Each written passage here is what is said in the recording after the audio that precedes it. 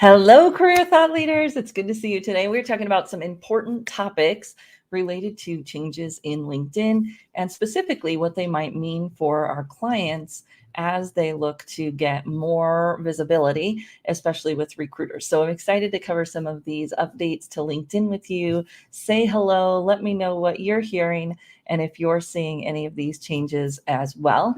So a few weeks ago, maybe Kevin Turner, and follow Kevin on LinkedIn, he talks about changes in LinkedIn. If that overwhelms you, because there's like 10 a day, you can just follow us and we'll give you the ones that maybe matter the most for our career services providers. But he was talking about how the visibility of your LinkedIn profile is changing. And when I go to Google or Bing and I search for LinkedIn profiles, which often recruiters will do, they'll use a site search using LinkedIn or using Google or Bing, and they'll pull up profiles of people in Google or in Bing instead of having to use LinkedIn search, right? This gets them around the search algorithms. We'd even been teaching people how to do it just for job search. But it looks like what's happening is LinkedIn is changing your public profile, which is interesting because we all get to say what we want our public profile to say, to show. And it looks like they're kind of saying, nope, that's not what at least the search engines will get to see of your profile anymore. So if you've read this, you've seen it, let me know, drop a yes in the chat. If not, drop a no, you won't be alone, because this is something that's new and still kind of figuring out how it works. So based on what Kevin said, then I saw an article in Recruiter Brain Food, which is a great newsletter that we get, and we funnel some of those important things to you as well. And Hung was talking about how the change is going to impact recruiters. So you can imagine, will more recruiters pay for the LinkedIn service? Because that would be one way they could get more results without going to Google or Bing, is to pay the fee for the recruiter version of LinkedIn. Some people might do that, but it's a lot of money. So some people still won't be able to do that. Hi, Jennifer. Thanks for saying hello. Good to see you. So you've got this option that, yes, you could go to paying for LinkedIn so that you could use either the recruiter version, or there's kind of two levels that recruiters can use. But you could do that if you want to get more search results. Or a person that Hung Lee, who runs Recruiter Brain Food, was talking about, he shared an article by someone talking about all the other ways that you might be able to still access this information in a different way. So I want to think about it in a little bit bigger picture. We talk about this a lot when we talk about personal branding and job search with social media and all of those things. So we're going to look at some of the suggestions he made. But before we do that, just want to talk a little bit about the difference between personal branding and social media for job search. We have two different classes on those topics because they are two different things. And I saw somebody post recently, like, if you're in job search, I don't recommend personal branding. And I completely agree to a point, because if you need a job tomorrow, personal branding is a long-term process of building your visibility as a thought leader. You could get started with that in job search. It won't necessarily hurt you, but it is going to take longer to get results than having some specific strategies to use social media for job search. And we're going to talk about both of those and how they relate to these changes in terms of how recruiters are finding people online. One thing I just kind of want to bring your attention to, if you're not aware of it or if you haven't joined yet, we do have a weekly newsletter that we send out. And this weekly newsletter is specifically positioned to cut down on the noise in the career space and LinkedIn and all the other things that we're always trying to track, and give you, I guess, my personal curation of what is the most important to us, maybe the most different than what you'll see in just popular media articles, the things that you might not be getting. Or, like I said, Kevin Turner puts out the changes in LinkedIn every day. That's a lot. So I'm happy to funnel it down to the things that really impact us as career services providers, people who help job seekers, or even people that are looking just to build their personal brand. We don't necessarily need every little change in LinkedIn coming our way. Of course, if you want it, follow Kevin. go there. But that's what our newsletter is kind of specifically set up to do, is to help you understand what is most important and what do you want to be aware of as you help your clients. So this article that we included in our newsletter from Recruiting Brain Food, that just then kind of dug a little bit deeper into this person that he was quoting around LinkedIn and how recruiters might use LinkedIn. That's going to impact our conversation, but also just thinking about the difference between the two. So what is the difference between how you might want to engage with social media to build your brand versus what is the difference when you're engaging with social media to do job search? And when you're doing social media, or really any other kind of platform to build your brand, it's of course building visibility around your thought leadership, knowing what you want to be known for. So who am I? What do I want to be known for? And who needs to know me? And when you're doing bigger picture personal branding, you're thinking more global. Who needs to know me? Who do I need to build relationships with? How can I get those relationships that are long-term going to not just benefit my career, but also give me long-term enjoyment and satisfaction and community in my job search? That's really what we're looking for, is how do you build that long-term thought leadership brand, as well as those relationships that are going to be long-term. Now that's great for job search, but it does take a little bit longer time. So what we talk about when we talk about social media for job search is really getting more strategic. Where are the hiring managers for the jobs you want? Where are the recruiters hanging out for the jobs you want? How are they searching? And how can you make sure that you are inserting yourselves in those conversations as quickly as possible, really? And so it's just a little bit different angle. Hi, Elizabeth Craig. Good to see you. Thanks for joining. So when we think about those two methods, what we're going to talk about now could fit in both places, but you're going to have different choices depending on the runway for your client. If your client needs a job now, if they've been laid off and they're unemployed, you will make different choices than if they're long-term, maybe kind of positioning themselves for a promotion, positioning themselves to change industries in the next year. It will look a little bit different. The tactics and the strategy that you'll want to put together will look a little bit different. So what this article talks about, and there's kind of a lot of details, I'm not going to pull it all up, but I'll pull up some of these things. First of all, the article itself, I'll try to drop the URL in the chat. It doesn't go to LinkedIn. I'll put it in there later, or if someone else who's watching has the ability to do that as we go. Here's the article that we are looking at. And again, this was in our newsletter this week, although I just noticed that the link doesn't work, so I don't know why that is, but anyways. So how to find candidates on LinkedIn for free. So this is the way that they used to be able to search from Google or Bing and kind of XRay in. The article was called The End of LinkedIn XRay. They were able to XRay in without using search result tokens, whatever you want to call them, in LinkedIn. And so this was the old way, that you could go to Google search and you could search and you would see the information about the candidate. So before, you would see like the person's title and where they were from. And then now you're not seeing that anymore. They didn't give us the after. So you're just not going to see that anymore. LinkedIn has made your public profile not show the headline anymore from like a Google search result. You won't see the headline anymore. You won't see the title. Oh, here we go. So this is the before and this is the after. They did the before first and confused me. Sorry about that. So now you just see this little thing about LinkedIn. You don't see anything else until you log in. Whereas before, you would see the location and the title.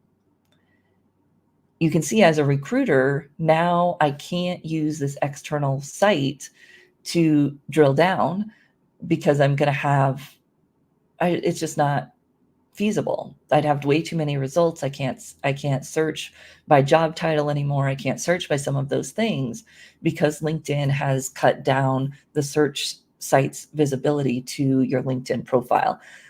I don't really understand why. I mean, be an interesting discussion. Are they just trying to get more money from recruiters? Are they really trying to prevent public or help your private privacy? I don't know.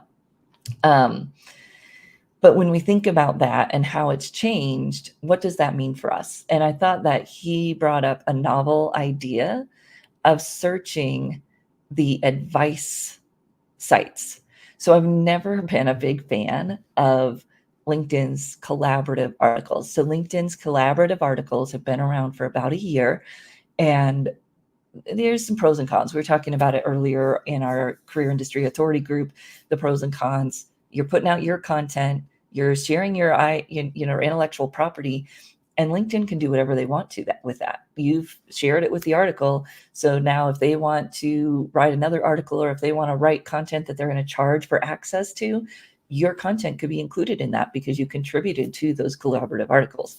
I'm not a huge fan of them. And looking at the opportunity for our clients, I do think that this is a brilliant idea. So now instead of searching LinkedIn profiles, he is suggesting to recruiters to search those collaborative articles. So if I take this little piece here and I go to Google or Bing, I'm a Google person just because I'm on Chrome, but you could do this with Bing as well. Now I can search site instead of just having a general Google search. I can search the actual site. Let me see if I can share it with you. Right thing. So good to see you all. Thank you. Okay, Google. So I could search this site, the advice site, for whatever I'm looking for. So if I wanted to search, earlier we were looking at board development, and let's say I wanted to see who is talking about this topic and what am I looking for. Now I could see who is talking about that. Collaborative articles. So these are the collaborative articles on board development. I can go back to board development. Like if I just click on that, it gives me all of the articles in board development. And let's say I'm searching for person in my office that would be in charge of managing the board. I don't really know what the title of that might be. Or I'm looking for a consultant on board development for my organization. This is what he's talking about, is that now you could come in and search in their much more probing way than I just did on Google, but they could actually find the people who are engaged in these conversations and who have contributed to these articles. So if I wanted to find someone who's a thought leader in this space, I could come in and search for these articles. Now, in our space, these articles are ridiculously flooded. We just looked at a career counseling article earlier in our other group, and there was 172 contributions to that article on career counseling. So what's the benefit of making 173rd contribution? I don't know that there's much for us. But when you're looking at it for your clients, thinking about how they could stand out. Again, we're talking long-term personal branding, not necessarily short-term job search, but long-term personal branding. They could start contributing to some of these articles and have that visibility, one, in the way that he is proposing recruiters start searching, and two, just in building their thought leadership. So it's a fascinating idea that, hey, recruiters can still access these collaborative articles because they are searchable. They're out there, they're content. You don't maybe even have to be logged in to see them. I haven't tested that yet. But you've got this bigger pool of information that you can access using that search. So searching the advice articles and seeing who's contributing. So if you're working with someone who wants to create that longer term personal brand, even if they are in more emergency job search, look at the collaborative articles list and see what subsets might be a good fit for them. There's like 200 or 300 topics that they could start contributing to. They could also look at those contributors and see who they want to network with. So we could use it as a networking jump off. Hey, other people are posting contributions on these topics that align with you, and you could start engaging with them beyond the collaborative articles and building that personal brand. And we do that work in our digital branding class too. It will be bringing this in a little bit more on how you can use these as a place for networking, whether you contribute or not, and also how you can use them to spur on your own content creation. So that article in career counseling that had 172 contributions, I don't think it's very good time usage for me to contribute to it, but I could see which articles are getting the most contributions, use that to write my own post. And now I've taken a popular topic, brought it into my own post, and maybe even tag a few of the people that contributed to that collaborative article and start the networking. So that's what I see with this long-term job search. You know, if you have a little bit more space, that's where recruiters might start looking and using because they can't see your profile anymore. I don't know that it's necessarily a disadvantage for us to contribute, but you do want to look at the pros and cons. So you're putting your intellectual property out there. It's part of this. It's it's LinkedIn's content, and even more than your post is their content. Right now, it's really their content. You're contributing to their article, so I'd be aware of that. I'd be thoughtful about that, and they it's just you don't get much visibility for being a contributor. So we were talking about a strategy where instead of contributing to resume writing articles or career counseling articles or whatever it is, that you contribute to articles that are more niche, that are connected to your target audience, so that you are one of 13, like that board development article I just showed. There's 13 contributors. So now I could be one of 13 contributors and in my niche of the types of clients I like to work with, instead of trying to get any visibility in the career counseling articles or resume writing articles. I know you get a little yellow badge when you're a top voice, but that's just a volume thing. It has nothing to do with quality. So, I mean, that's your decision. If you want the little top voice thing, you contribute 4 or 5 articles on a topic, you'll get the little top voice thing if you like it. So LinkedIn starts the articles. LinkedIn creates from AI. So they're all ChatGPT generated articles. They're very generic. They just kind of bring up the topics, and then they ask for contributions from contributing members of LinkedIn. And I think it's pretty open now. There was a time where like only certain people can contribute in certain times, but I get notifications that say you've been chosen to contribute to this topic. And I click in there and there's 172 contributions. So it's obviously not that selective. They're just trying to make you feel good and invite you to contribute. But anyways, so that's the brand building side of social media for job search that I still think is going to be important on LinkedIn, because you will still be found more when you are engaged on LinkedIn, when you're talking to your audience, whether you choose to collaborate with the articles or not. Your content creation will help you with the long-term branding online. Now, in our digital branding class, and for the last few years, I'm starting to see more people talk about this, but we do recommend a comment first philosophy, where people comment on other people's posts first so they can learn what's going on in their industry and what people are engaged with and what types of posts people are doing before they worry too much about posting their own content. And it's really about the engagement and the collaborations. So here are a few of my own predictions about what recruiters might do now that they can't do this X-ray search using Bing or Google. I believe we might see more activity in LinkedIn groups where recruiters are present. So groups that are focused on industry, groups that are focused even on specific job search, because that is a free way for them to engage with people now that they can't use the search. And it'd be interesting to know if they can X-ray search groups. I don't know.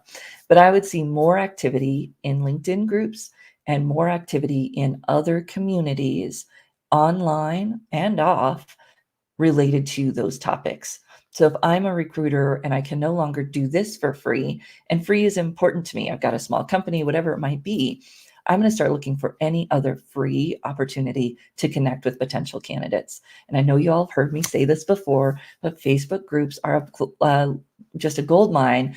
And please help your clients get over the Facebook stigma and check out groups. Groups are a completely different world from the Facebook feed. They are a community, and oftentimes a very active community. Check your industry, check your local small business groups in Facebook, check alumni groups from companies, alumni groups from universities. Facebook is really where groups come alive that we would want to happen in LinkedIn, but just doesn't, and they haven't figured out how to recreate it. Then other industry groups. So joining professional associations, do they have a Slack channel, a Discord channel, whatever, it doesn't matter what the platform is. If your audience is there, do the research and find them. And this is where the more social media for job search stuff comes in, because this is where you're going to be strategic. You're really looking for where is your group already active that you can plug into the conversation and get known fast. Yes, it obviously also builds your personal brand, but you're doing it much more strategically for that job search. Then you can do that with conversations one-on-one in LinkedIn and in these other platforms, and in any other way that they're active. Do they have a local group? Do they have a local place where they frequent? A networking group where there's people from that company that go. You're really looking for what my financial advisor used to call playing in traffic. Not to be confused with your children playing in traffic. No, but he said that one of his bosses told him, Mark, you've got to be playing in traffic or you'll never get the connections, right? So you want to find where your audience is already there, where the traffic is already there. You don't have to create it yourself by posting on LinkedIn. You're finding where the traffic is already happening and you're inserting yourself into that conversation. And I think that's going to become more important now that some of these easier search ways are getting closed down by LinkedIn. Recruiters will default back to these communities that they've already been a part of and been a part of and trying to recruit from. Anyways, I've always got recruiters in our classes that are talking about how they use Facebook groups, for instance, to recruit. So it's out there, it's available. We just have to figure out where is our industry hanging out and how can we plug into those conversations. The other thing, and this article that I was just showing you talks about it, is the other services that do access all of the online content. We might start using more of those, because instead of just paying LinkedIn for LinkedIn access, that's like just one road, right? So am I going to pay $1,000 or whatever it is? It's a lot more than that. I think it's like $8,000. I'm going to pay $8,000 to get on LinkedIn's road, or I could pay, I don't know how much they are, but I believe they're a lot less to use Seek Out or Find Them or all of these other platforms that go across all the web and pull people in that fit my criteria. People who are active in any public forum related to their content, these systems will go out and find them. So, am I going to pay for a 1-lane road, or am I going to pay for a highway where I could get more access? I think that's the choice that LinkedIn is forcing recruiters to make. And I'm not sure that they're going to get the outcome they think they're going to get from this conversation. Because again, the active daily user on LinkedIn is abysmal. Like, people still don't go to LinkedIn as much as they go to every single other platform. So it just doesn't make sense to spend my money on that one road when I could spend my money and get access to the highway. That's what the choice, and it'll be interesting to see what happens. So I hope that's helpful, just thinking about what's going on with LinkedIn and this change in way that your profile is visible. It doesn't seem like we get to say what's visible in our public profile really anymore. They're showing none of it unless a person is logged in, which is interesting to see that. Then the other thing, and Thomas Pounder pointed this out in our Facebook group, Kevin Turner had also pointed out a couple of weeks ago that it looks like LinkedIn is increasing the number of skills you can list in the skills area of your profile from 50 to 100. I don't know how I feel about that. I mean, this is very busy. Some people have said, that's a lot. You obviously still get to prioritize them. You get to prioritize the ones you connect to each experience. Please don't attach a huge number to each experience. You want to think about maybe 10 that you've connected to each experience, but it does look like that's increasing. And if you're wondering which skills should I fill those with, I'd go and use LinkedIn Explorer. So you can just Google LinkedIn Explorer. It's a separate site. It's a GitHub site, actually, where you can go and see what are the top keywords related to your client's industry, related to your client's job title. So I'd use that to fill out what other 100 skills you want to fill in there. And we'll probably go through that as well. Yeah, Karen, I agree. No one looks at that. It's really not for looks, right? It's for search optimization. But really, I mean, if you put a skill in a skills list, is that something as a recruiter, I want you rising to the top because you've put that skill in LinkedIn? To me, it wouldn't be something I'd want as a recruiter because it's nonsense. I mean, I could go in and list tons of skills I don't have. In fact, I used to be getting endorsed for skills I didn't ever have. People would endorse me for HR skills that I've never done. So I get that they can still help a client's SEO, but I wonder how much those will factor into the algorithm for paying recruiters, because I wouldn't want to be paying for those people to come into my search results when they've got the word in a skills list that means nothing. So that's my opinion on that. Anyways, we've got our certified personal brand strategist course starting on Thursday. We have people from Australia, from Canada, from the US, of course, that are coming together to talk about how they can build their personal brand and the brands of those of their clients. So I'm excited for that. If you're interested, drop me a note, I'll send you the information. And then, of course, we have our symposium coming up in Lisbon. The flight prices have dropped to almost a third of what they were a couple of weeks ago, which is nice because that's what they were when I picked that location. So I finally got my ticket, and I'm excited to see everyone in Lisbon and talk about the now, the new, and the next in careers. So thank you, everyone, and we will see you next week.